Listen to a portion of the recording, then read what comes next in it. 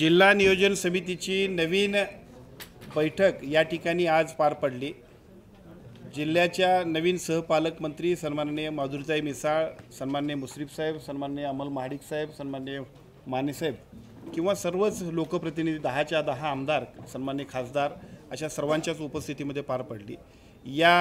आजच्या डीपीटीसीच्या बैठकीमध्ये यापूर्वी नियोजन विभागाने आपल्याला 518 कोटी रुपयाची एकूण तरतूद सुचवली होती। 7 तारखेला होणाऱ्या विभागीय बैठकीच्या अनुषंगाने विभागीय डीपीटीसीच्या अनुषंगाने अर्थमंत्री आपल्या सगळ्या विभागाचा रिव्ह्यू घेतात आणि त्यासाठीची पूर्वतयारी करत असताना पहिल्या टप्प्यात त्यांनी सुचवलेला 518 कोटी रुपयाचा जो काही निधी आपल्याला त्यांनी कळवला आहे, परंतु आम्ही आजच्या बैठकीच्या अनुषंगाने परत त्याच्यामध्ये अतिरिक्त 421 कोटीची मागणी करून 940 कोटीचा 2025-26 साठीचा डीपीटीसीचा जिल्ह्याचा प्लॅन आपण विभागीय कमिटीकडे 7 तारखेला सादर करतोय। या माध्यमातून या जिल्ह्यातल्या विकासाच्या सर्व क्षेत्रातल्या वेगवेगळ्या पद्धतीच्या नवनवीन योजना, नाविन्यपूर्ण योजना, पर्यटन विकासाच्या योजना आणि त्याचबरोबर रस्ते, पाणी, वीज अशा सगळ्या मूलभूत समस्यांसाठी सुद्धा किंवा सुविधांच्यासाठी सुद्धा ज्या ज्या आवश्यक आहेत त्या सर्व उपाययोजना करण्यासाठीचा निधीची मागणी आपण उद्या करतोय। अतिशय चांगल्या पद्धतीने जिल्ह्याचं यापूर्वी सुद्धा आपल्या डीपीटीसीच्या माध्यमातून काम चाललंय। आजच्या बैठकीच्या अनुषंगाने 2 प्रस्ताव सर्वच लोकप्रतिनिधींनी ज्याला मान्यता दिली। या जिल्ह्यामध्ये एका बाजूला 100 वर्ष पूर्ण झालेल्या सगळ्या शाळा आहेत,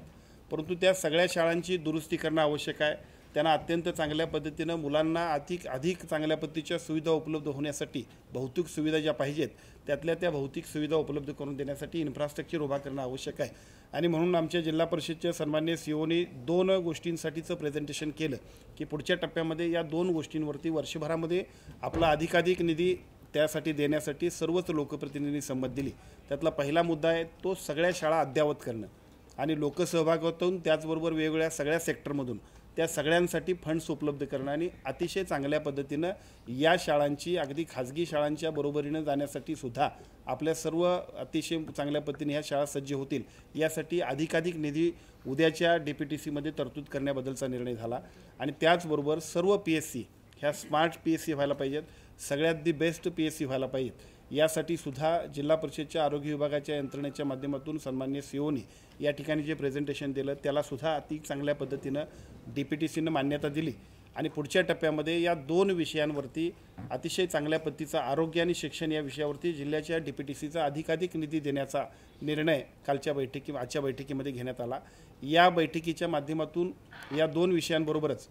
कोल्हापूर जिल्ह्याच्या विकासासाठी आवश्यक असणारा